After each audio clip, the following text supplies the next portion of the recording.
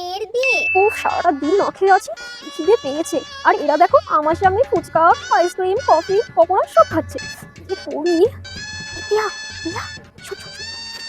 শোন না পিয়া, আমার জন্য একটু ফুচকা এনে দিবি রে। ফুচকা না হলে পকোড়া এনে দে, খুব খিদে পেয়েছে। আজ খেতে নেই। এই বাদ দে তো, ওসব নিয়ে এখন তো মানে না। দে না প্লিজ এনে। কিংবা দেখলে তুইও না সত্যি, তুইও আমার মাকে এত ভয় পাস, ভালো লাগে না।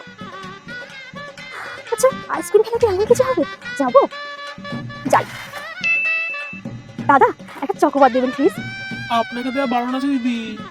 কেন? আমাকে কেন দেবে না? আপনার মা বারণ করেছে। মা বারণ করে রেখে গেছে। এক কাজ করি, পকোড়া আইসক্রিম তো হলো না, একটু কফি কাছে যাই। যদি কফি দেয় আমাকে, কফি খেলে কেমন কিছু হবে? হবে না নিশ্চয়ই, চাই। দাদা এক কাপ কফি প্লিজ। তোমার তো আজ বিয়ে তাই না? হ্যাঁ আমার তো বিয়ে। বর তো কখন চলে এসছে? বর চলে এসছে, ঠিক আছে ও কোনো ব্যাপার না, আমি কফিটা খেয়ে বিয়েতে বসবো দিন। আপনার মা বারণ করেছে। মা এখানেও বারণ করে রেখে গেছে।